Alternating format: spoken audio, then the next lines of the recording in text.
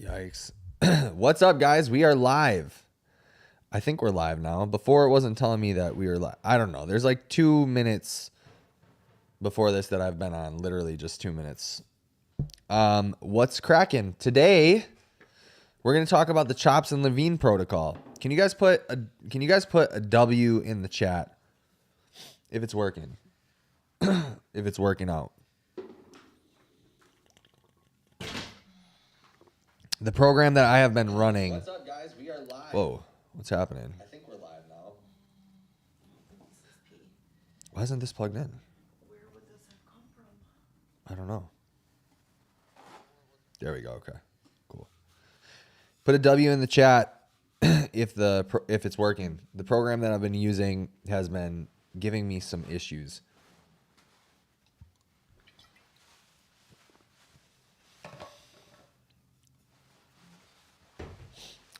It's been giving me some tissue issues. I feel like crying because I can't even see on the app that I'm using whether or not it's good. So I have to refer to YouTube Live and see if it's working. So like this live, please, if you are sitting in here with me. Was that pee? No. Oh. I don't think so. Just concerning. Could we have a leak?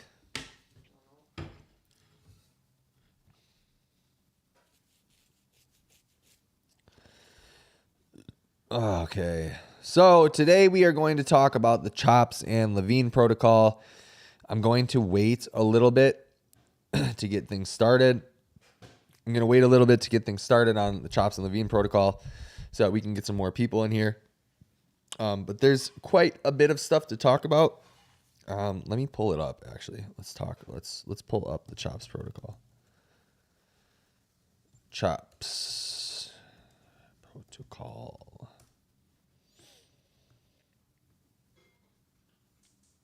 Structure of training calendars. So we are going to take a deep dive into Chops and Levine. If you guys are in here, like the live, please, so I can help push the algo. I can help push other people who are subscribed to the channel to know that we are live. It will bring it to the top of suggested.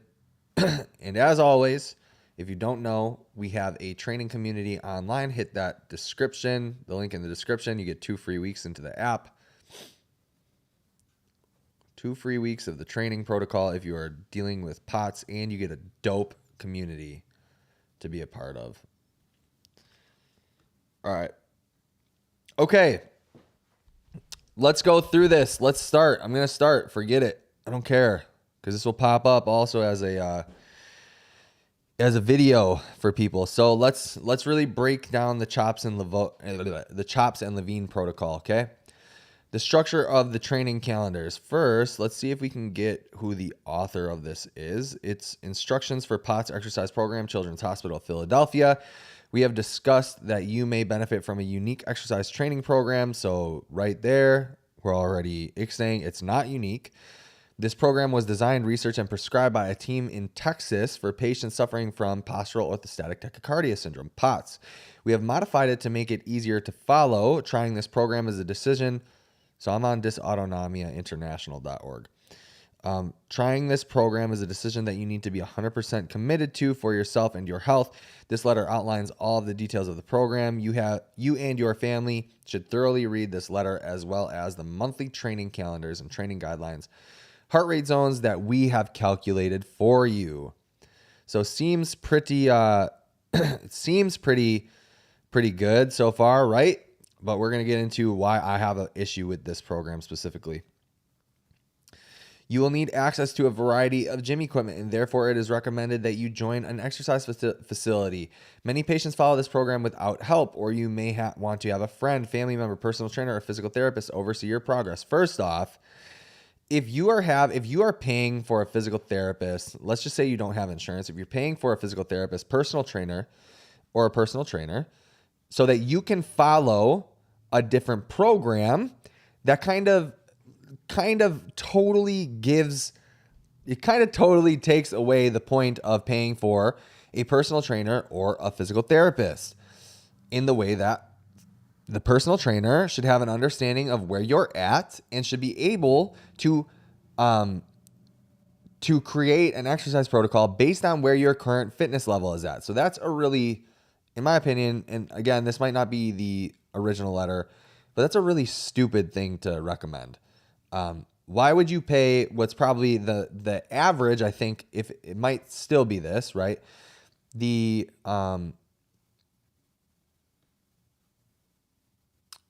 what's it called? Wow. The word is slipping my mind. The phrase is slipping my mind. The industry standard for a personal trainer, like, right, the price, the industry standard is about $50 an hour. The Chops and Levine protocol, if I remember correctly, has you training about 3 times a week. Yep, 3 times a week, looking at the training schedule. That's $150 a day. And the industry standard about for physical therapy, if I can remember, is about between $75 to $150 per hour as well. It's a really dumb recommendation to begin with, so I don't like that at all. We believe it is critical for patients with POTS to begin cardio and strength training exercise in a horizontal seated position, recumbent, and progress over many weeks to upright activity. Each patient does this at their own rate, but we give a specific outline in the monthly training calendars. So that part is one of the pieces that I have the biggest issue with. So let's analyze this. We believe it is critical for patients with POTS to begin cardio and strength training exercises in horizontal or seated position, recumbent, and progress over many weeks to upright activity. So my initial knee-jerk reaction to that is, and if you're a part of the training program that I have online, my initial knee-jerk reaction is that is also very, very, very, how would I say this? Irresponsible to say, for a couple of reasons. This is suggesting that all people with POTS start at the same point. This is suggesting that all people with POTS are in the same type of sickness or illness or same point in their chronic illness. And this is just not true. Now, admittedly, my program starts everybody at the same spot as well. However, I don't tell people that the only way that they can exercise or the only way that they should exercise is by being recumbent. Actually, in my program, we have a varied mixture of all of them. And I believe that it's true that everybody should be strength training as well. But we'll get into why specifically I don't like what they are doing. But admittedly, my program starts everybody off in the same spot. However, there's a whole host of stuff, right? There's step counts. So everybody can take advantage of the upright position. There are cardio things that you need to do, which everybody can take advantage of the same positions. And also something that I'm working on is putting in, because somebody who's in the app asked specifically about replacing certain exercises and what's a good replacement for this. So I'm working on that as well. I'm working on being able to put in alternate exercises, because I do realize that is something that's flawed in my program, is not having alternate exercises if you don't have access to certain things. Sorry, I'm a little bit sick, I think, guys. So here, don't like this at all. Making sure that everybody is in a seated position or horizontal or prone, right? I don't think is good for a couple of reasons. If you are a somewhat higher functioning person with POTS, you should take advantage of the positions that you are able to be in. If you are somebody who is struggling with, the upright position, but you can stand for 5 minutes and one of your goals is to be able to stand for 10 minutes or 30 minutes or an hour at a time, you need to take advantage of being upright. You cannot put yourself down to prone. You cannot, the reason why if you are higher functioning that you shouldn't take this many steps back is because you can decondition yourself. POTS already has the issue of deconditioning with it, and asking people who are, moderately to high functioning to take this much of a step back can decondition them more. I've seen it. I've had people come to me that did chops. They were like, I was good. I was able to walk around. I was even able to do a little bit of running. And then I did the Chops Levine protocol because I had all these other symptoms that come with POTS. And now I feel worse off than I was before. And I'm like, yeah, because you weren't taking advantage of the positions that you were already able to have. Now, the caveat to this, right? And the reason why my program is the way that it is, I do ask people to take some steps back. However, we're taking advantage of all positions, laying, standing, recumbent, bike, that type of thing. I ask people to take some steps back because I think that with POTS, especially if you are symptomatic to the point where you're looking for help for a certain reason, right? And that probably requires you to take some steps back because you might be doing too much. That's why I ask people, take some steps back and then progress. But I'm not going to decondition you because I'm going to allow you to stand up. I'm going to allow you to walk. I'm going to allow you to jog at some point. I think you guys can get the message of what I'm saying, right? You can get what I'm putting down. All right. There is a series of 8 training calendars that are provided for you later in this packet where you begin will depend on your current condition. The way that this is written is very bad. Where you begin will depend on your current condition. How do people know? How will people know? Months 1 to 4, you should only exercise in a horizontal position. Here are examples: recumbent biking, rowing, ergometer, so a rower, swimming laps or kicking laps with a kickboard. Month 4, you can begin to use an upright bike if it is available. Month 5 is when you can begin further upright training, elliptical or treadmill. Now, we don't take into consideration here people's ability to progress. We aren't taking and this is something that I'm trying to build out in my program too, is multiple tracks that if you're able to progress a little bit faster, this is the program that you can go on. Or if you're starting from this point, but I'm trying to figure out the appropriate metrics, what I have seen in practice. What are the appropriate metrics to be able to suggest people to start from here? So I like people to start on the first 4 weeks that I have because I do have walking, like step goals. I do have upright cardio right away. I do have recumbent cardio as well. And I do have some calisthenic stuff. I think that starts in week 2 right away. Needless to say that a lot of this stuff that they're putting in here right here doesn't have any direction on how or when you'll know. Use the calendars as a week-by-week guide. We understand that you may need to move training sessions around, but please complete all of the recommended training sessions within that 7-day period. You will need to do this in order to move forward to the next week. I highly agree with that.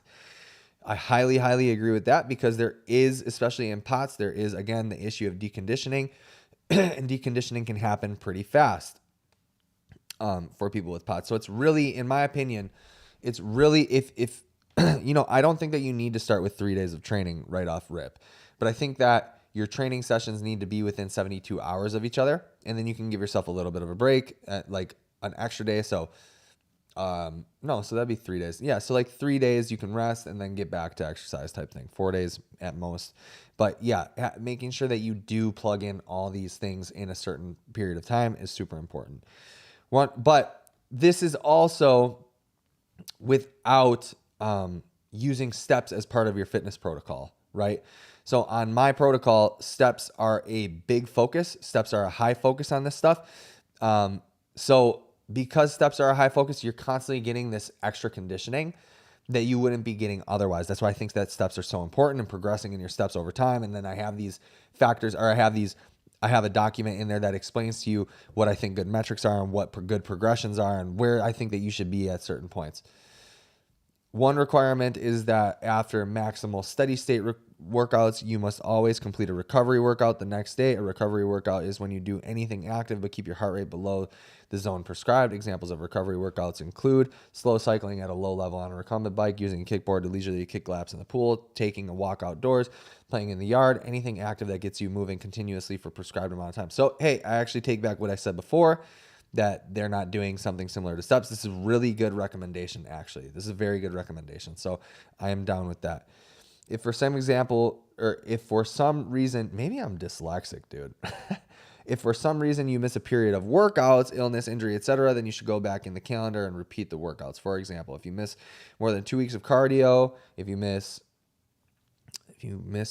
more than 2 cardio workouts, then repeat the full week. I agree with that. If you miss a week, back up and repeat week 1. I agree with that. If you miss more than 2 weeks, you should restart from the beginning of the month that you are currently in. If this is too hard, then you may need to back up further. Yeah, I agree with that. I agree with that insofar as the person has the ability to be honest about what hard and uncomfortable are.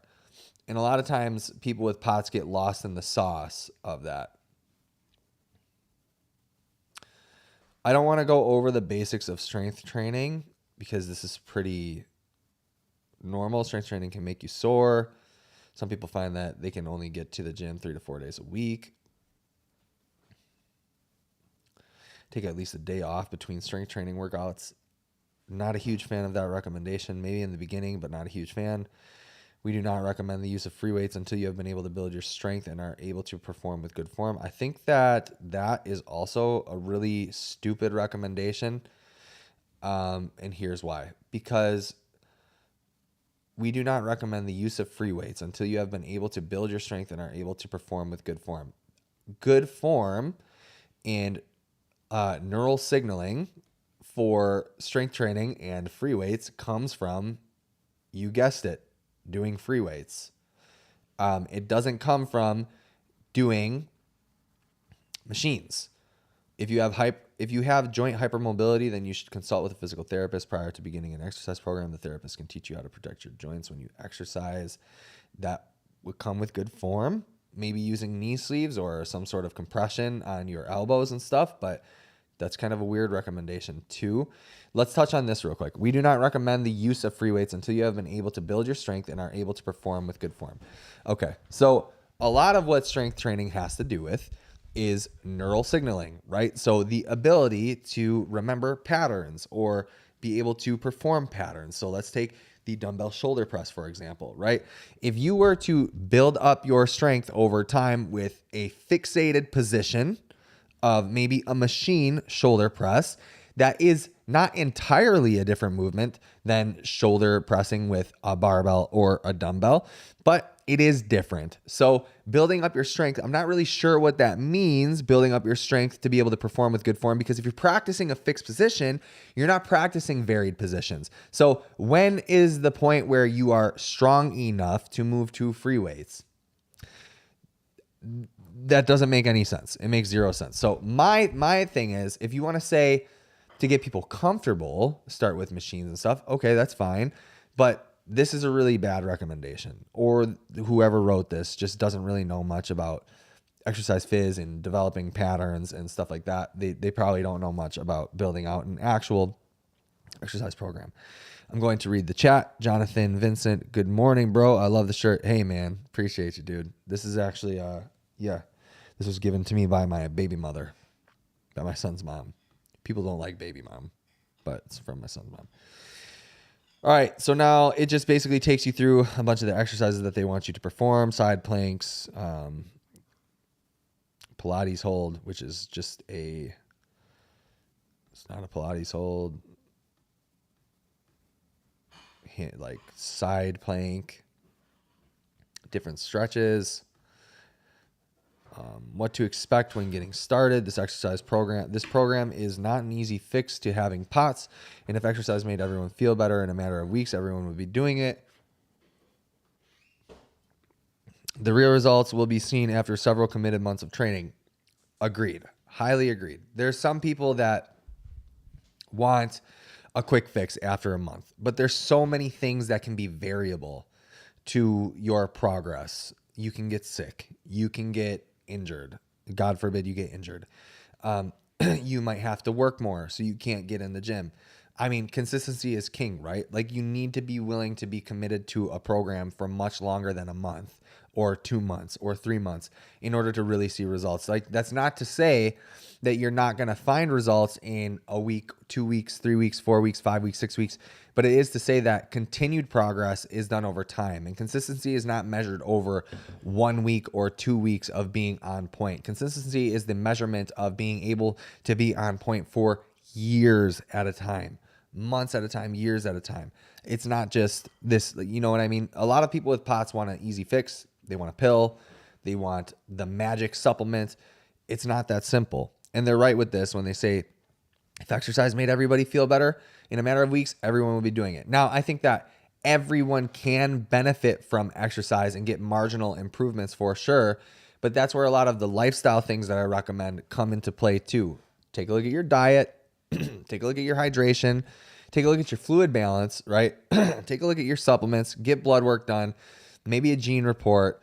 Talk to, maybe see if you do have some sort of toxicity, heavy metals, mold, parasite, something like that. Make sure you find a good doctor though when you do that stuff, because a lot of doctors can be, we all know the experience with doctors and POTS syndrome.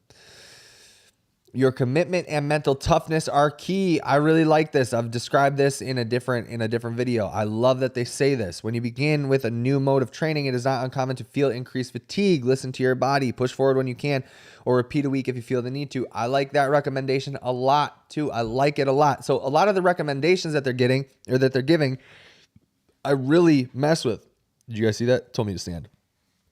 I really mess with the recommendations. It's the execution of all this stuff that I don't like.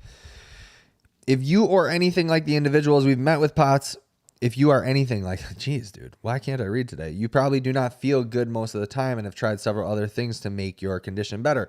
Here is the question we are proposing to you. Why not give this program your utmost effort for 3 to 5 full months before deciding if it helps you or not? Remember, the benefits of training occur after months of training and not just days or weeks. I'll touch on this really quick.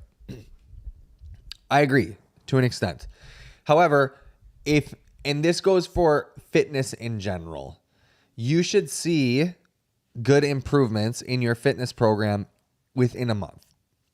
And if you don't see anything, and you can be completely honest that you have done everything within your power, genuinely, you haven't made excuses, you haven't missed, like if you can like genuinely say to yourself that you have done everything that's within your power to stick to the program, to be dialed in, you should know after a month if something's benefiting you or not. I'm going to get into exactly why I don't like the structure of POTS or of CHOPS in a minute when we get down to the schedule.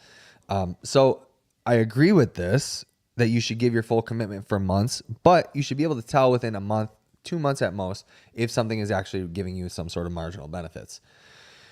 Write down a list of things you want to resume in your life, tape it to your bathroom mirror, and read it every day. Read it especially on the days you do not feel like going to the gym. Allow it to help motivate you and get your quality of life back. I really like that. I do. This was clearly not written by the people who designed this program. This was written by somebody else, but we're going to get to the structure of the program. This thing too, point number 2 that I want to touch on, when you begin with a new mode of training, it is not uncommon to feel increased fatigue. Listen to your body, push forward when you can, or repeat a week if you feel you need to. I agree with this 100%. Actually, so I have had people say to me that they feel more tired and stuff like that. And I tend to say, you're going to feel more tired. That's a part of the process. It's a part of getting more fit, right? When I start a new training block in, whether it's like I'm, getting ready for competition or whatever, I feel a lot more fatigued. And that's normal for everybody. That's not exclusive to POTS. So when you are starting a new program, yeah, you're going to feel different things. You're going to feel things that you probably haven't felt before. You're going to feel like you're sleepier and stuff like that. That's all totally normal, and that's fine. That doesn't mean that anything bad is happening to you. Get a workout buddy if you need one. They can't follow your heart rate zones, but they can work out with you. I like that. That's cool. You can do it. Please remember, blah, blah, blah. All right. So here is what I want to touch on the most, actually. And that is POTS Global Training Guidelines for Cardio. And it's the training zones, the heart rate zones, and the expected RPE, rate of perceived exertion. Check this out. All right. We have calculated your heart rate training zones specific for you and entered them below. Use these zones as indicated with the POTS monthly workout calendars and the instructions for POTS training that we have provided. Specifically for you. It's not specifically for you. That is not true, because you are individual. You are an individual. You may have POTS syndrome, but you may not be in the same place that other people are. And I'm going to get to why these heart rate zones are stupid in a second. So these heart rate zones are not individual. To touch on that again, it is, they're not individual. I mean, it's as simple as that, right? The specific heart rate zones have been individually prescribed for you based on your age. The workout zones are defined below. The heart rate zones below are for off beta blockers only. I like that indication, or that I like that they said that, because that's really important too. So training zones: base pace or BP, maximal steady state, MSS, race pace, RP, and recovery. The heart rate, beats per minute. Base pace is 125 to 145. Expected RPE, so expected rate of perceived exertion, 2 out of 4. Maximal steady state, 165 to 175. RPE, 5 to 8. Race pace, 170 to 185. 7 out of 9 RPE. Recovery, 125 and a 0 to 2 effort, basically. Okay. Why I don't like this? Why I don't like this at all is because we've talked about this a million times in other lives, but there are so many variables day to day for people with POTS, and even people who don't have POTS, that could increase or decrease their heart rate. And if you are to depend on your heart rate at all, this is true even for athletes. If you're always dependent on your heart rate to tell you what your perceived effort is, you will never make any progress. That's why, for me, it's really important to define what these things are in other ways.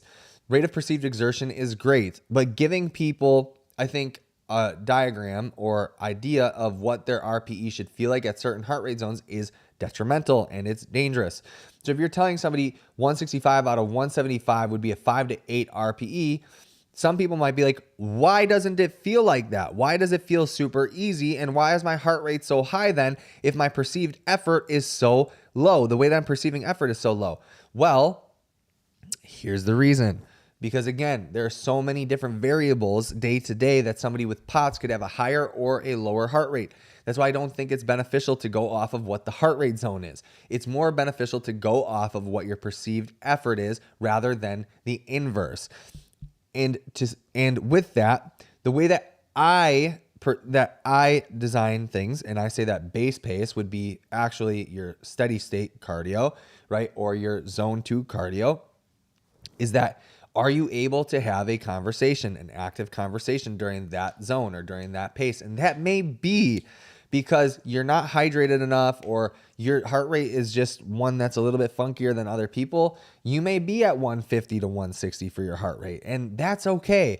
But having these ideas of what your perceived effort is way more useful than looking at your watch and being like, oh my gosh, my heart rate is in the 170s, but I feel like I'm giving a 2 out of 10 perceived effort. Does that make sense? I hope that makes sense. I would rather have people pay attention to what it feels like. Are you able to have a conversation and know that way that they're handling it that way, rather than constantly checking their heart rate? Because there are some people with POTS that no matter what the movement they're doing in the beginning of their journey, no matter what it is, their heart rate is at like 160 to 170 and they can't help it. So how do you circumvent that? How do you get around that? And that's by just paying attention to perceived effort. 4, rating of perceived exertion is a subjective rating of the entire cardio workout on a scale from 1 to 10. 0 to 2, very easy. 3 to 4, easy. 5 to 6, a little hard. 7 to 8, very hard. 9 to 10, hardest imaginable. Yeah, but again, I think that it's more useful to go off of that than it is to go off of your heart rate, because now we go into month 1 of training. We go into the first month of training. Your first day is a 5 to 10 minute warm-up. What does warm-up mean? 3-minute base pace, so 3 minutes at your 125 to 145, 2 minutes of recovery, 3 minutes base pace, 5 to 10 minute cool down. Again, cool down is kind of defined up here, but the problem is with cool downs, especially people with POTS, again, if you're going off of cool down or recovery pace, again, people, especially with POTS, get hyper fixated on the heart rate. That's one problem also that I have with this. But if you're expecting them to go recovery, their recovery, they might be like, why isn't my heart rate getting down to the recovery pace during the cool down? Why isn't that happening? Now, prolonged period of time after the workout, my heart rate is still high, but now it's in the recovery pace. I don't think that's useful. I think that the way that they have this split up, 3 minutes on, 2 minutes off, 3 minutes on, is great, but it doesn't Like the metrics don't add up. So you do that 3 times that week. The next week you progress to 4 minutes for the base pace and 3 minutes for the recovery. The next minute is 5 minutes base pace, 3 minutes recovery. The next is 6 minutes, 3 minutes of recovery. Okay, why I don't like that specifically? Again, I think that it's always better to go slow than it is to go fast. I think it's always better to go to progress at a slower pace than it is to jump, ahead. But there are going to be the cases where people can make a major jump. They can make a massive jump, and you should be allowing in your program for that. You should be. But this is also, something that can be hard for somebody with POTS to understand or to know when to do. So having somebody that can guide them is a good thing. Now, your average personal trainer might not understand what that means. So find somebody who has more of an understanding of how you can progress a little bit faster. And there are some good physical therapists out there that know how to do this. But regardless, sometimes people are able to go a little bit quicker. And they should. They should be allowed to do that. Now, not too quick, but a little bit. Now we're getting into the month 2. And the only thing that switches up in month 2. By the way, I forgot to say that the strength training is on the opposite day. So there's 2 days of strength training. And this is another bad thing, is that they have zero guidance on strength training. They have zero guidance of reps, sets, which exercise specifically to do. So you are to put your own strength training program together, and you're supposed to figure out how to progress those movements on your own. That's wild and that's whack. Like, how is the layperson going to understand how to make a progression from a hip thrust or from a glute bridge to a hip thrust? How is the layperson supposed to know I can make the progression from hip thrusting to lunges now? Like that's wild. The second month, the only difference here is that you're progressing on a day-to-day. So the 5th week, the technical 5th week, which is the first week of month 2, it looks like an overreaching period. So on day 1, you do 6 minutes at base pace and you do 3 intervals of that with 2 minutes of recovery. That's good. Second day is 7 minutes, 3 intervals with 2 minutes of recovery. That may be tough for some people. And then the third week is 8 minutes with 2 minutes of recovery. But then you have what looks to be a deload on the next week. So 3 6-minute intervals, 2-minute recovery. The next day is 5-minute intervals, 2 minutes of recovery. The third day is 5 minutes. Thank you. 5 minutes. Look at that, guys. Wow. The service here is great. This restaurant's awesome. Then it's 5 minutes at base pace, 3 intervals, 2 minutes of recovery. So that's cool. I think, though, that I have a problem with deloads in general, not just for people with POTS, but in general, I have a problem with deloads because there is no evidence to suggest that pre-programming deloads is a good thing. For some people, like with connective tissue and things of that nature, it can be a good thing, but you also have to kind of teeter that line of, are we still making progress? Are they feeling fatigued? So I would say that undulated types of, like deloads. So like going by how you're feeling, do you have systemic fatigue? Are you actually feeling like crap? That I would rather see a program like that where they put in how to know when to deload rather than pre-programming deload, because this person could be making progress throughout a year and not need a deload, especially at this pace of progression. The person could be doing that. So yeah. And then, so you guys, basically the idea here is the next 2 weeks, they make a progression for each day. They make a progression for each day, and your volume of training gets pretty high. So 26 minutes of base pace on the 8th week. 1, 2, 3, 4. Why do they have a 5th week in month 2? There's 5 weeks in month 2 for whatever reason. So you're getting 26 minutes of actual base pace or cardio in your 8th week, your first day.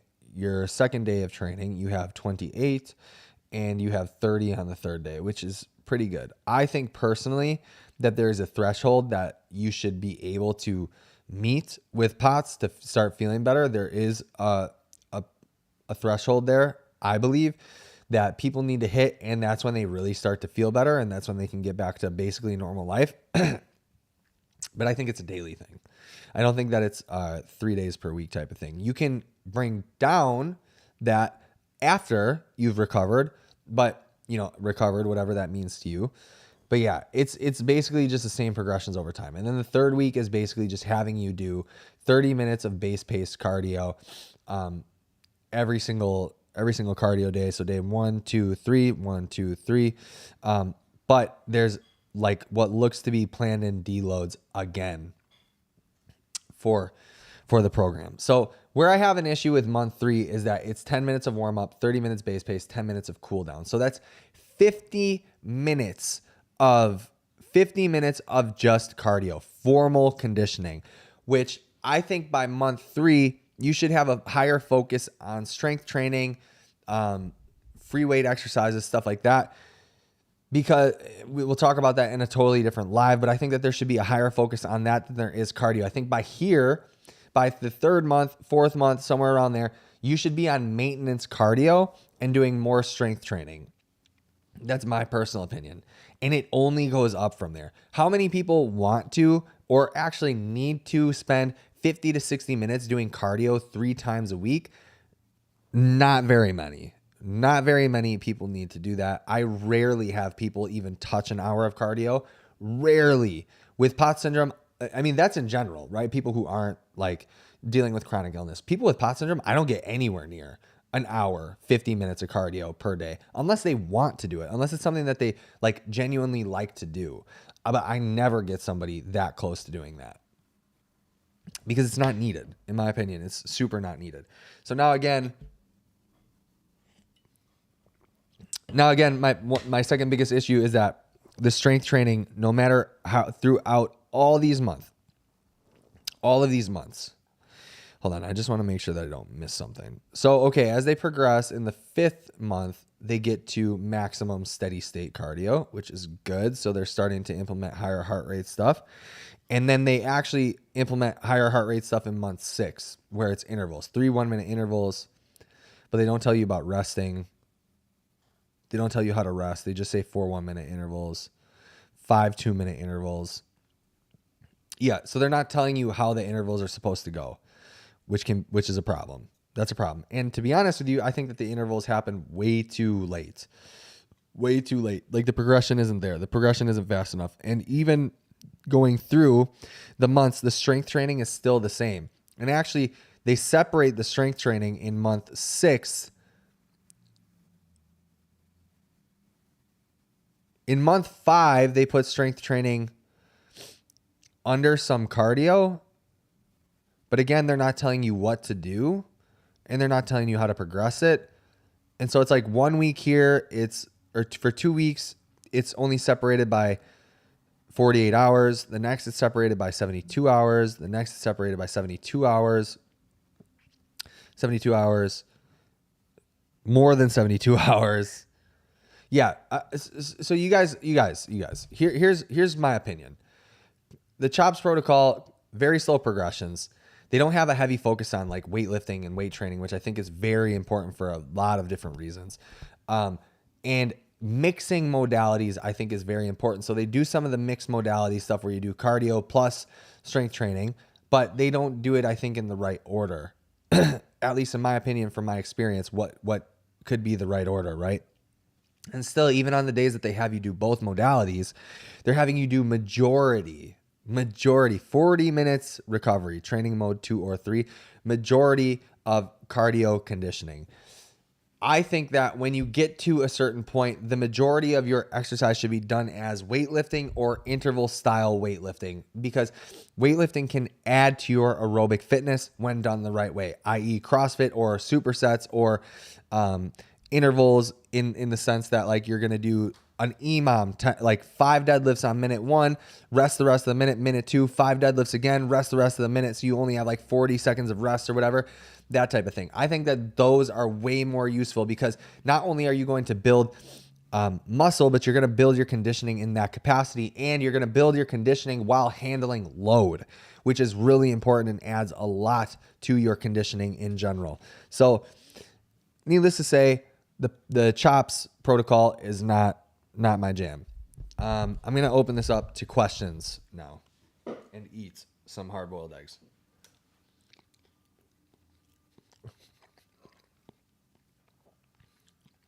Opening it up to questions about what I just read to you guys. I hope that I was concise about it and that it all makes sense, but I understand that it might not.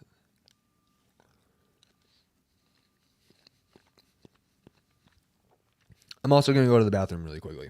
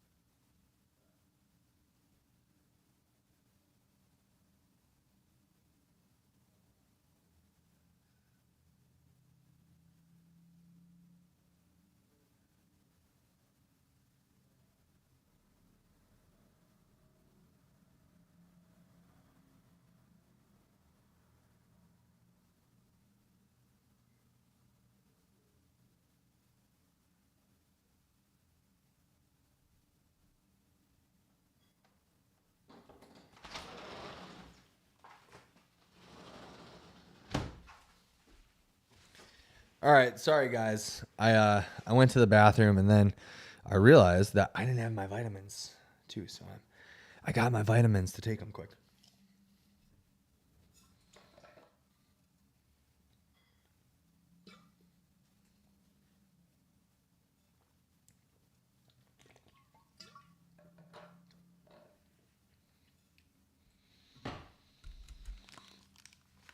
Okay.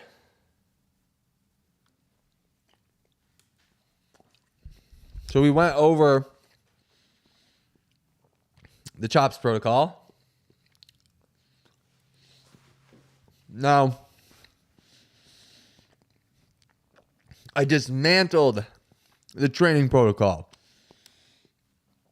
I put them in the dirt. I'm just kidding. Now let me talk to you about why I think that the second reason, aside from I don't like their programming whatsoever.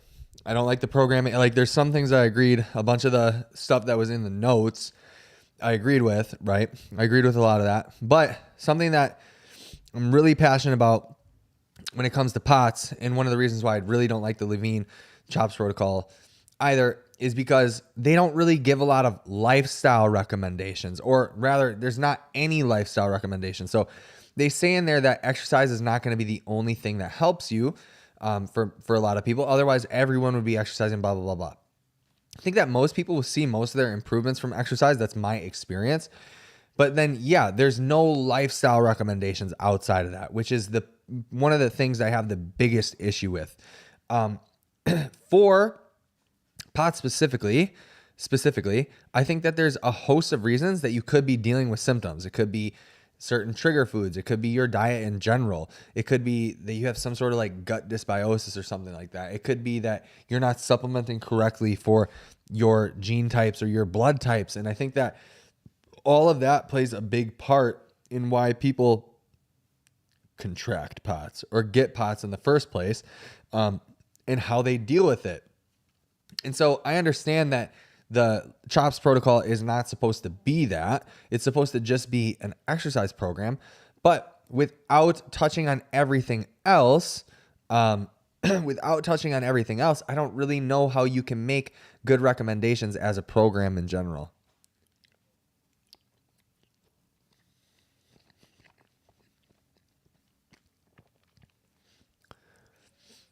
Could you summarize what the good points are of the protocol and what you would add or do differently? Yeah.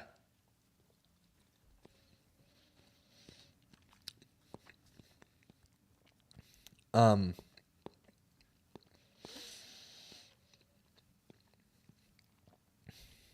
like how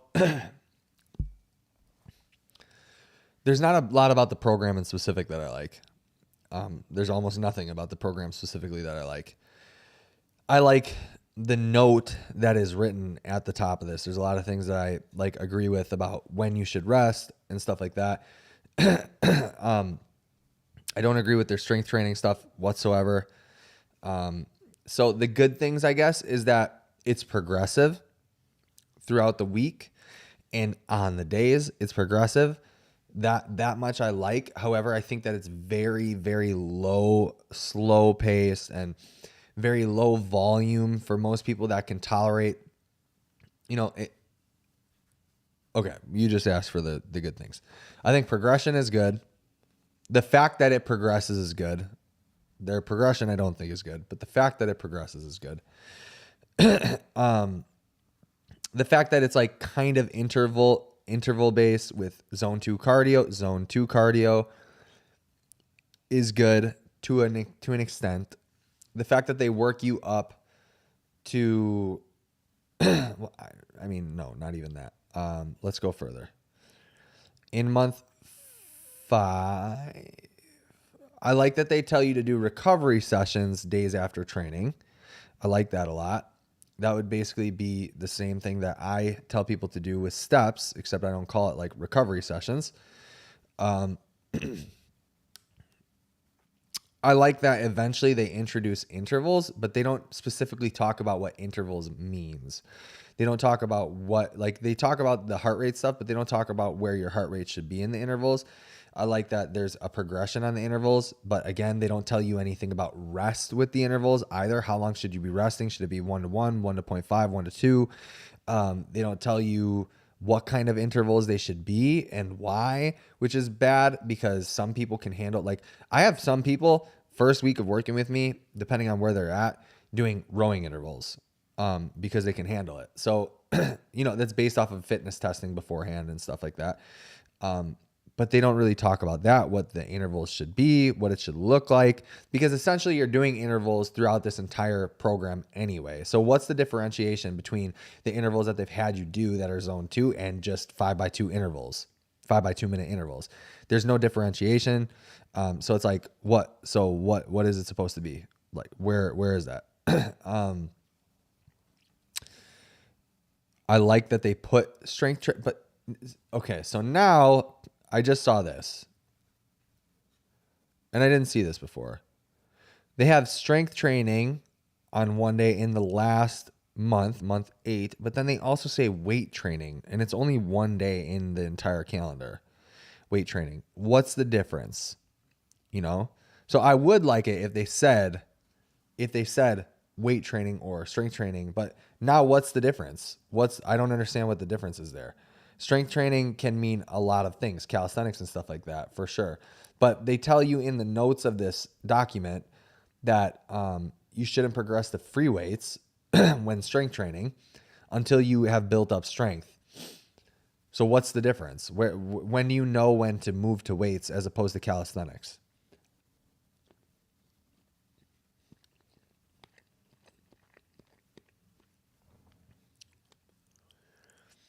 I understand most of the CHOP protocol due to a specialist at Vanderbilt going over it with me, but I do agree they're trying to give out a one-size-fits-all type of program for everybody, but dysautonomia is so different for everybody. I don't think it'd be best for everyone. Having a personal trainer that can get on everybody's level, I feel like get people healthier faster. Yep. Yeah, 100%. And that's not to say too that in general, trainers and coaches don't use generalized strength progressions, because I'd be lying if I said that wasn't true. A lot of what I do is based off of strength progressions that I have used in the past, but they're tweaked and they're modified due to what a person is able to do, to person's capabilities, fitness level, strength, stuff like that.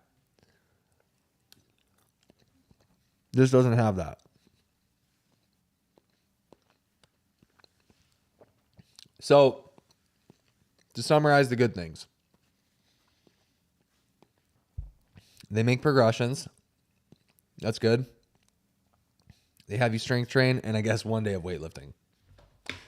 Out of 8 months, 1 day of prescribed weight training.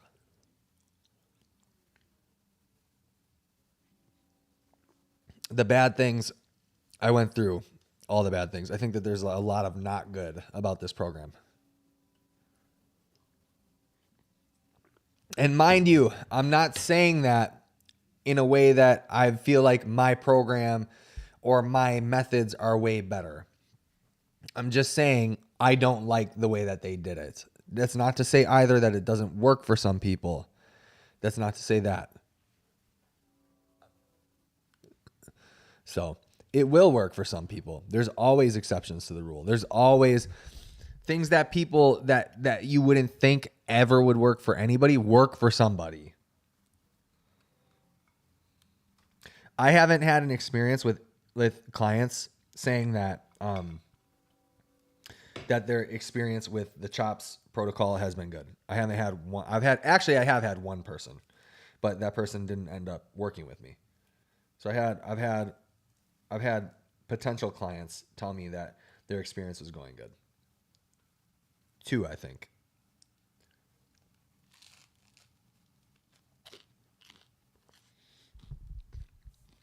Sorry that I'm eating, guys.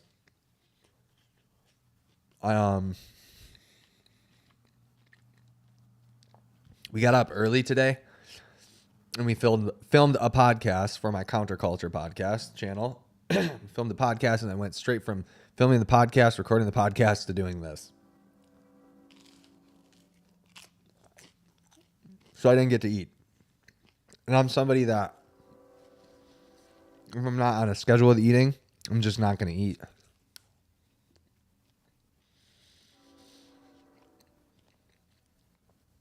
All right, I'm going to open it up to questions, comments, concerns.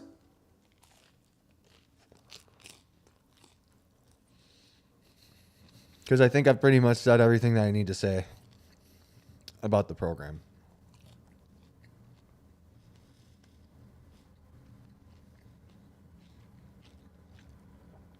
I think lifestyle plays a much bigger factor in this POTS equation than I ever even personally knew before or thought before.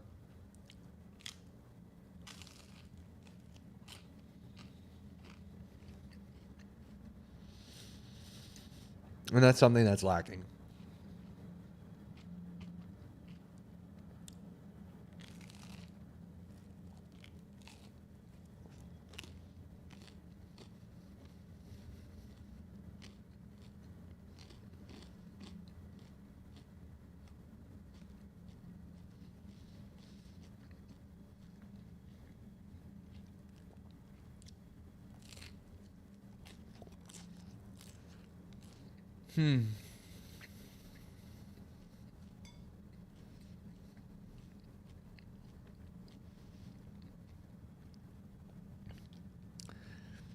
You guys ever run into anybody that chews like this?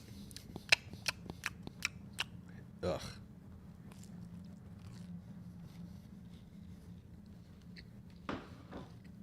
I'm like sitting here trying to be on my P's and Q's with the way that I'm eating so you guys don't get grossed out.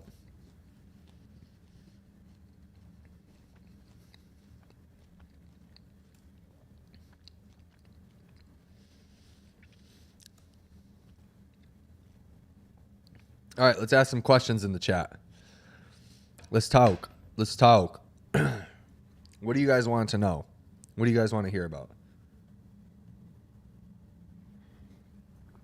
What would you guys like another live to be about?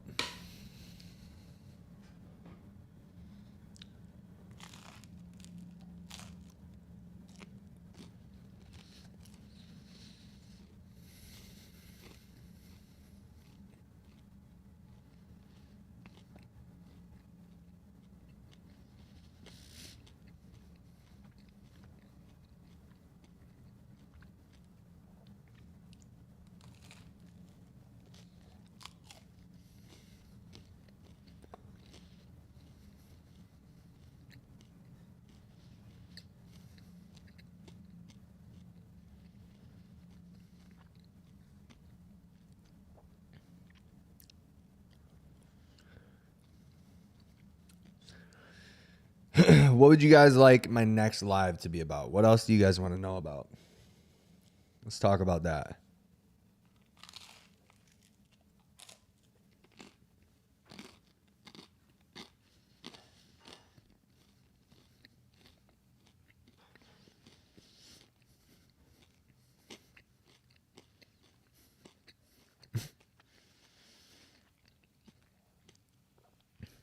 My 4-year-old. We've been working on chewing quietly lately. I think she does it just to irk me. Yeah. Trust me, dude. I knew that. I know that all too well.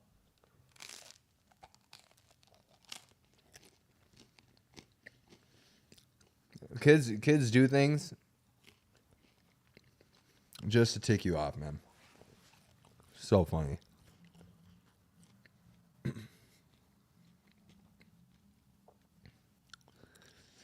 Talk about hydration, how much and when. Okay.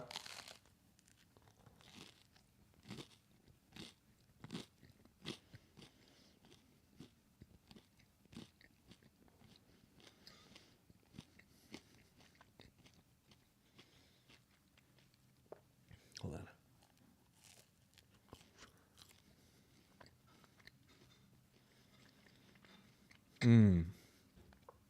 I really, really like the last question that came in.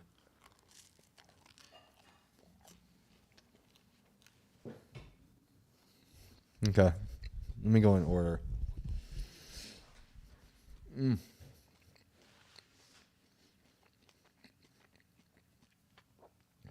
I getting it right? If you say you are supposed to stop triggering your POTS and then find the ceiling of what triggers it and raise it slowly by controlled triggering, be it heat, exercise, or cold even. Yep, that's what I believe. That's what I think. I think that you find your triggers, you get rid of the triggers for a while, especially if it's food. And after you've been like, I don't know how else to say this, but like symptom free from the triggers, obviously, because you don't have the triggers, you can reintroduce those stressors back into your life.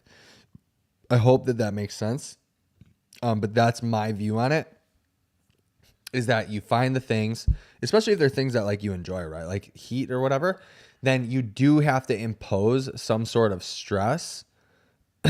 You have to impose some sort of stress to get a response and to create an adaptation. That's just true in life in general. That's how exercise works, right? Is that like you're not going to lift too much weight because you're going to get injured, right? So like if you can't squat 500 pounds, you're not going to go squat 500 pounds because that's an extreme and then you'll get hurt. But what you do is you impose a planned stressor, right? Which would be like, maybe you start with 135 for a 5x5. And then later on you go 145 for 4 sets of 5 or 5 sets of 4, and then 165 for 6 sets of 3. So you impose the stress and you increase volume over time. And that's kind of how I look at the POTS thing too. So like, for example, if your trigger is heat, you know, obviously you can't really like get rid of heat. So you need to acclimate yourself to it at some point somehow. And that's by introducing the stressor and increasing it over time. Is it worth finding comorbidities? Could this knowledge aid in treatment? This is a very, this hat is so uncomfortable. This is such a freaking good question, because this is a double-edged sword. It's a double-edged sword. Typically what I tell people is to, you know, you have symptoms, so deal with the symptoms, right? Deal with the symptoms and everything else typically works itself out. However, it could be worth, and we talked about this a little bit on like 2 lives ago, I think, about people telling people, like diagnosing other people with POTS, that type of thing, or like making suggestions for other people with POTS. It can be a double-edged sword because on one hand, it can be good because you might find something. But my thoughts are, if you've gone through the trouble of getting tested for POTS, and you have gotten the diagnosis, an official diagnosis for POTS, I don't think that it's worth going out and trying to find other things. Here's why. If you have leaky gut, or it's been suggested to you that maybe you have leaky gut because you have this whole host of reasons, you know, whatever it is, I think it's more beneficial to just treat yourself as if you have leaky gut than to go out and get testing done, for a few reasons. Some doctors really are pieces of crap and they want to just make money off of you. And also, you can treat yourself as if you have leaky gut and take the probiotics, do the elimination diets, stuff like that. Don't do anything extreme like, you know, chelators, binders, and, you know, juice cleanses and stuff like that. Obviously, be smart. But you can do an elimination diet, find the foods that don't sit with you well, and then do the supplements in order to do leaky gut. And it's probably an overall net benefit for your life, right? Whereas if you like go on the search, it costs you more time, it costs you more money, it costs you more effort. So why do that? Circumvent it all and just start treating yourself as if you might have these things, right? I said the other day, I never got a tilt table test and I never did like the heat box test or whatever, because I was able to get an official diagnosis from an electrocardiologist and a neurologist, mind you, on my POTS based on the symptoms that I had and based on metrics like my heart rate and my blood pressure and things of that nature. And why I'm so thankful that my electrocardiologist that I saw, why I'm so thankful for him, is that he didn't take me through the ups and downs of like scheduling for a tilt table and then the amount of money that a tilt table costs. So my thoughts are comorbidities. I mean, let's just be honest, right? If you have obesity or if you're overweight, you know one of your comorbidities, and there's likely other other health issues and consequences that come along with that, right? And that's one thing that I think that some people with POTS aren't honest about either, is that a lot of them tend to be overweight or very underweight. There's not really the middle ground. There's not really people like me with POTS, And so when you're overweight or underweight, well, you already know one of the issues, so let's fix that issue. And you don't need to go to a doctor to tell you if you have heart problems or not when you're overweight, because it's likely you're putting a lot of stress on your heart. But when you get tested for POTS, a lot of people do electrocardiograms and do stuff like that. So it's like, why go through the issue or through the problem, right? Some things that I do recommend for people, and if you're one of my clients or if you're in the group, you'll know this, or at least the people in the group will find this document coming up soon. But all the people that I sign on that have POTS, I recommend that they get certain blood tests done and that they get a gene report done if it's available to them, if they can do it. Those are the two things that I definitely do recommend, but that's not necessarily chasing or looking for other comorbidities. The bad part of this double-edged sword, right, is that people with POTS tend to have a tendency towards obsessiveness and obsessive nature, and they're always looking for the next thing. They're always looking for more that's wrong with them, and that can become a big rabbit hole. And it's, you guys, if you have ever heard the term paralysis by analysis, in my experience, I've seen that more often than I haven't seen it with people with POTS. And more times than not, nothing else is wrong, right? And a lot of this stuff like MSAS and all this, if you're doing the right things for POTS and chronic fatigue and all that, a lot of this stuff seems to go away with the right plan. I'm not saying that I can give you the right plan for all that, but with the right strategies, a lot of the other stuff seems to go away. I've dealt with people that had supposed MSAS and had supposed chronic fatigue and stuff, but then it's like, I kind of look at the people and it's like their lifestyle was really bad, like not good. And a lot of people think that their lifestyle is really good. They'll be like, yeah, I eat healthy. My meals are 3 protein shakes a day. Okay. So there's no micronutrient dense profile there. You're not eating like real, like bioavailable sources of protein. You maybe you're somebody who has a riboflavin deficiency, or you don't get enough folate in your diet. You're not eating enough leafy greens. You're not, you don't have enough iron, anemia, high ferritin levels or low ferritin levels, whatever it is, right? Those are all associated with the same type of symptoms as POTS, but you're not looking into that. So have we checked our iron levels? Have we checked ferritin? Have we checked our BUN? Have we checked our filtration rate? What are we pissing out of our bodies? Have we checked your methylation process? Do you know your homocysteine levels? Do you know how much histamine is released? Do you have flushing of your face after workouts? Have you experienced bloody noses often? Are you somebody who doesn't? Like, these are all questions that need to be asked. And the problem is a lot of people don't have the information or the knowledge of what to ask for. I have started giving a lot of people these questionnaires. So if you're a client of mine, and I haven't done this yet for the people who are just following the track, but I have, and I'm actually going to plug in these documents either today, or these questionnaires either today, tomorrow, or Saturday. To be honest with you, Friday, I'm not going to do anything for that, but I'm going to give everybody these questionnaires that I give my one-on-one clients, because I'm trying to collect data. I think that collecting data on a bunch of people, like I'm basically doing like my own study, right? Collecting data and then going to somebody who is way more knowledgeable than I am, somebody who's way more, and I'd be like, obviously I wouldn't share anybody like whose answers they are and stuff like that. But then being able to share, hey, these are the trends that I'm seeing for my fellow Potsies. I think there's something here. So I've been trying to collect data, and I'll tell you, after I get like 100 people in the app, I think that'll be a big enough sample size to be like, hey, we kind of got some trends going on here. But anyway, forget my question. Go with comorbidities. Mike, no, I think that your question on hydration, how much and when, is really good, but I think it's deserving of its own video or its own live. So we're going to do it that way. Jazan, my heart rate is more stable and I have way less brain fog with MSAS medications. I'm so happy my cardiologist knew about it and recognized it in me. That's really good. That's awesome. So yeah, that's good. That's a positive, right? That's part of the double-edged sword. Like it can be a good thing, but then it can also be a bad thing. Sugimoto 1, could you elaborate a little on what those tests were specifically? My cousin mentioned the Eat Well food sensitivity test might be a good start, but I'd like to know what I might want to look into. So I think that food sensitivity. You guys, I have a sore. Can you hear my voice? Can you hear it? Put a W in the chat if you can hear what's going on with my throat. Yesterday, I went on a field trip with my son, and I like had a scratchy throat for a little bit. I was like, I must have just like I talk a lot, so it must just be that I'm talking too much.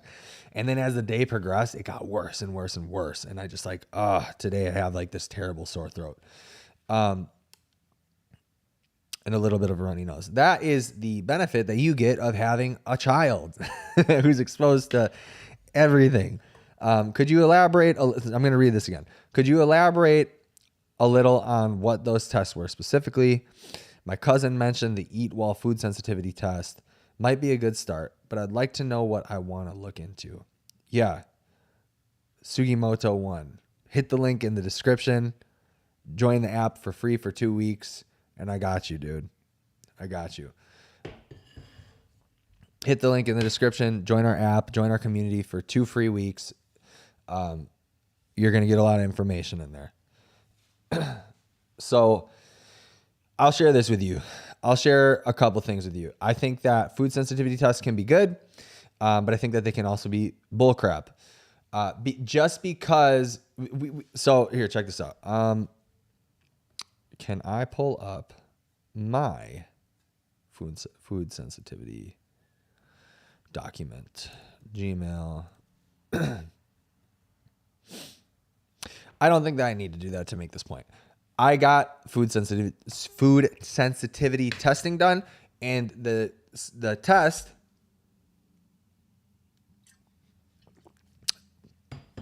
told me that I didn't have any sensitivities to anything besides on the lower spectrum of corn.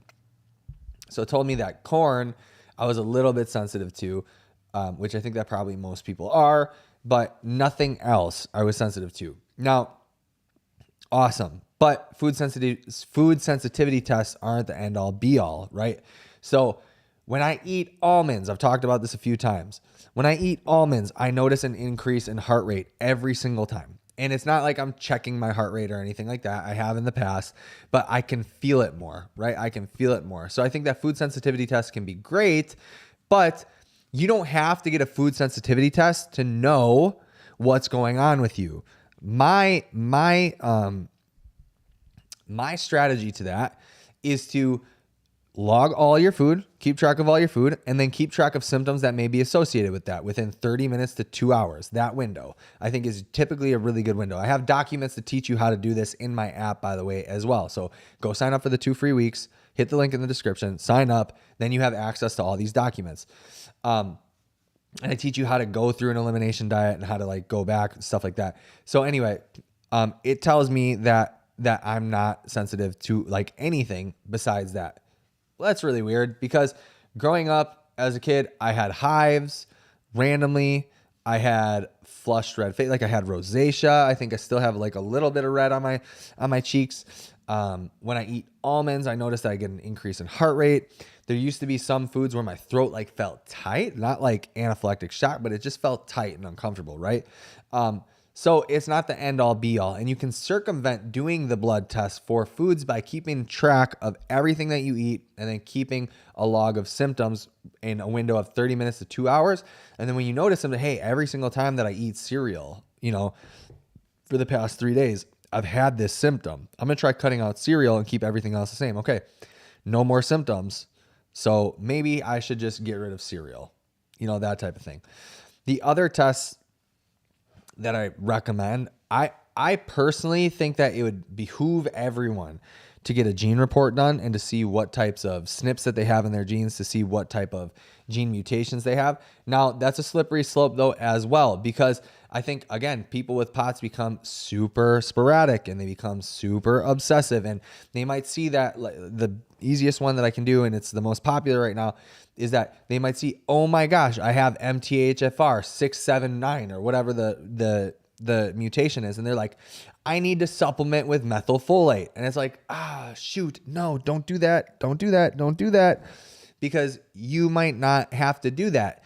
What might be happening is that your folate receptors and stuff are off, like they're clogged for lack of better terms, right? Like, so there's like a whole host of reasons why your methylation pathways might not be going how they should be going, and why you're not able to process things. Like maybe it's a B12 thing, maybe it's B6, or maybe it's lifestyle stuff that happened. Like you got super stressed, like you're not deficient in nutrients, you're just very stressed.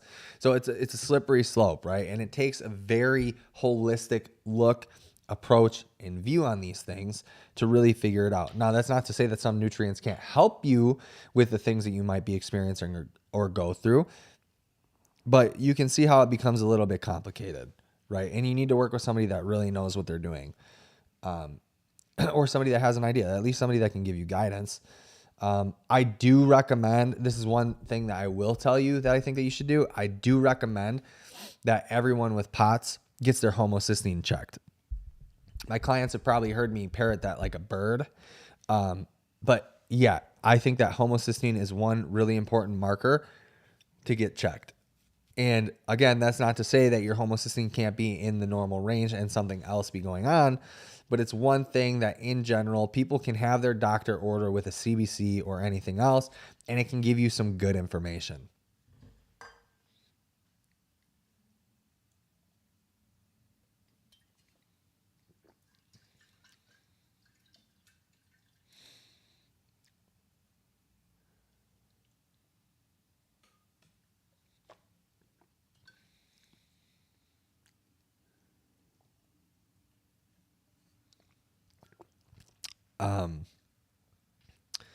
The other reason why I think that like a gene report can be super helpful is because you may see, like, let's say that you have like a slow COMT variant or something.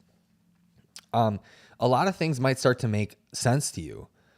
So if you have a slow COMT variant, that means that you might not be able to process catecholamines as efficiently as other people. So you might, like, adrenaline might be very slow to go through your body, right? It might be very slow. So you might be a person who feels anxious often, but doesn't outwardly express that. And you feel turmoil inside, but people would never know that you're going through an anxiety attack. Based off of that information, you can make lifestyle choices to deal with that, right? So like me, someone, I do have a slow COMT. I think it's slow. So like caffeine, like coffee doesn't always chill super well with me, or with people like me. And it doesn't really always chill super well with me. It's kind of like a gift and a curse, right? That I love, or not a curse, a gift and like a not so great gift, that I love coffee. Coffee is like my craft beer now. So because it does cause me some sort of like, anxiousness, right? My phone? No, you can't look in my phone. It might cause me some sort of like type of anxiousness or whatever. Did it not open? You know my password. It might cause me like some sort of like anxiousness internally, but yeah. Jazand, I think talking about these tests and things could be a video of its own with a what to check and why type of structure. I believe so too. What are you doing? I'm trying to get the hair strong link. Oh, here. We don't have it, do we? Yeah, I can get it. I need you to send it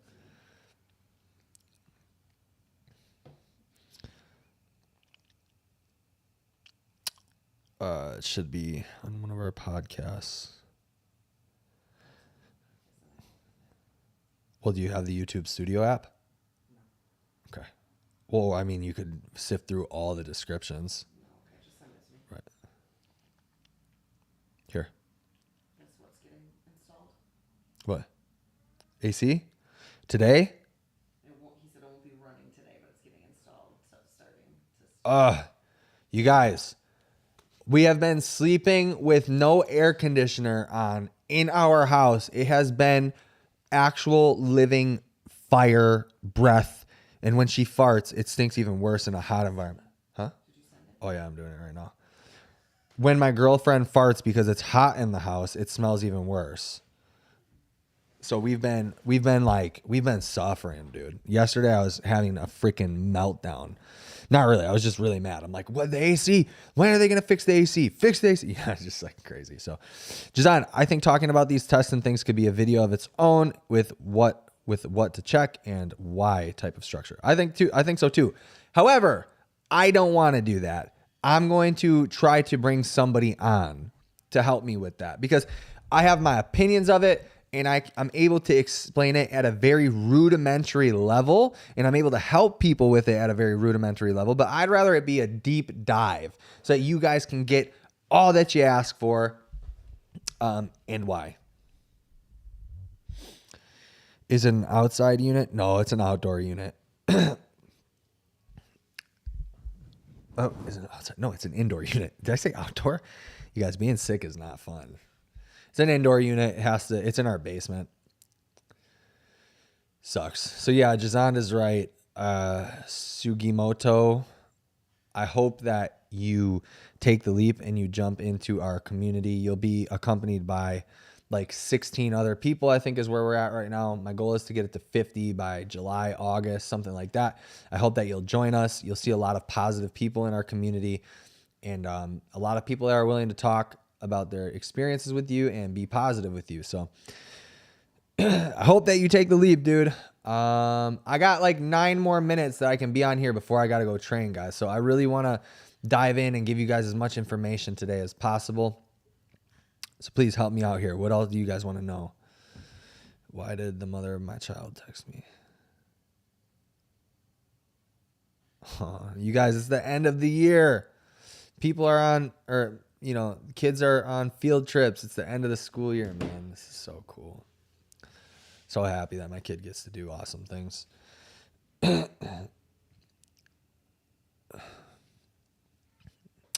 Okay, but man, shoot. I want to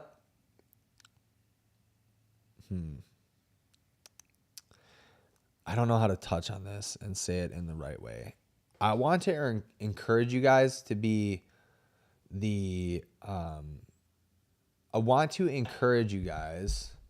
your own health advocate, but I think oftentimes people confuse health advocate with health obsessed because that's not healthy either.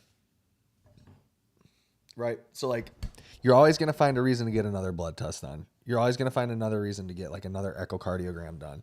You're always going to find reasons to get more things. And I don't think that that's in general the best solution either, just to be clear.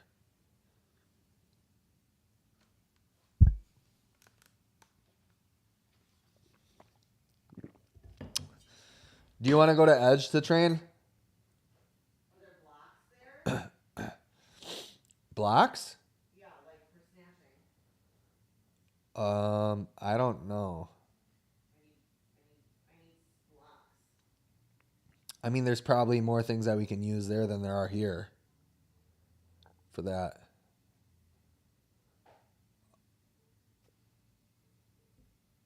I don't know. It's just out, like it's not the greatest weather, you know?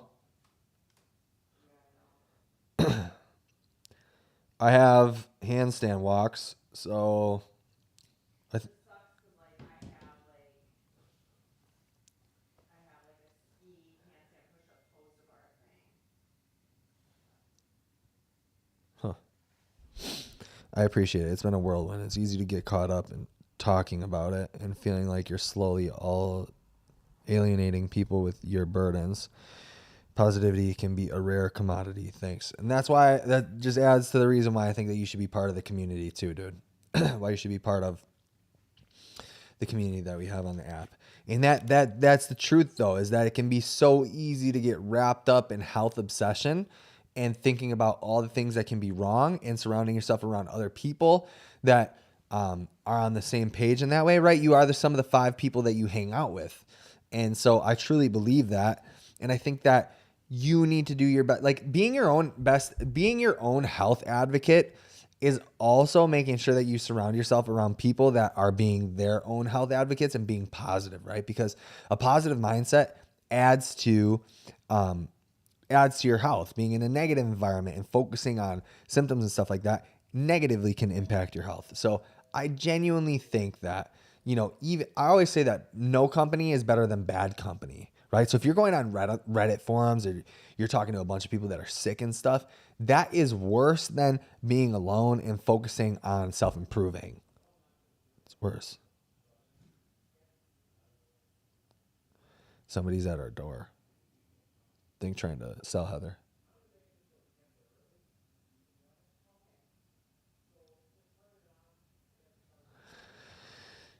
Appreciate all you do. Let's get it, people. Thanks, man. Yeah, let's get it. Let's get after it, guys. I got 4 more minutes.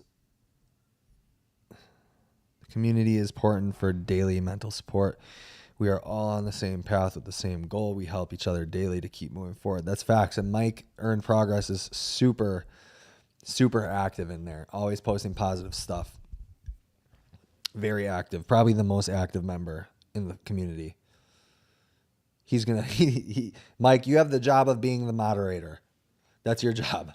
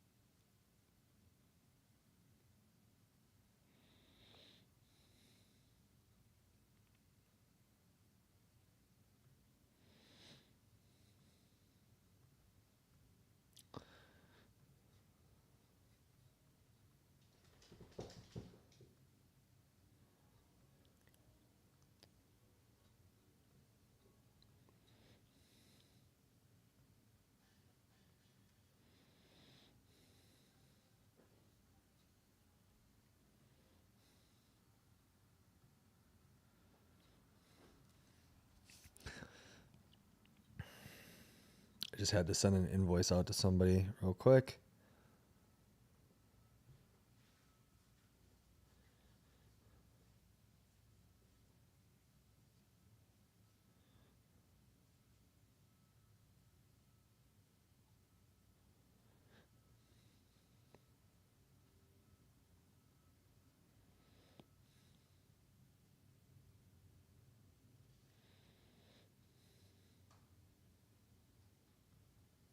All right. Cool. Any final thoughts, people? Any last questions? I'm about to hop off the live. If you guys haven't already, make sure that you hit that description in the link in description, and join the community of people that are positive in the POTS community. Join people that are dedicated and committed to progress, into being positive, into finding true health.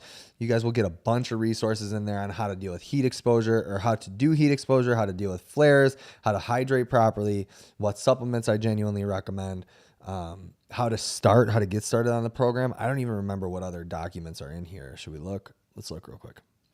And I'm just trying to add more and more every couple of days. So getting started, supplement recommendations, hydrating, step count goals, why steps are so important, dealing with a flare, heat tolerance, heat adaptation, diet intervention. There's eight different documents in there right now that you guys can grab, that you guys can look at, read, learn from. They're not super lengthy. I tried to keep it short and concise without getting too deep into my experience with it, like science, stuff like that. I just wanted to give you guys quick advice in there, but it's helpful advice. It's all the same stuff that I do with my one-on-one clients for the most part. There's a lot of variance with my one-on-one clients, and that's how I'm able to progress them so quickly and help them out. But yeah, there's always something. There's stuff in there, right? Reddit, it's a mixed bag. I've discovered great resources just as well as I've scared the crap out of myself. Yeah, totally. There's good and bad with everything, right? So anyway, I hope you guys did enjoy this. Thanks for hanging out with me. About an hour and 30 minutes. I'll be on tomorrow, I think a little bit earlier than normal. I have a haircut. I get my haircut every 2 weeks or every week and a half, something like that. I have a haircut. I got to get these eyebrows waxed because I do that. So yeah, I'll be on a little bit earlier. Try to do an hour and a half to 2 hours tomorrow.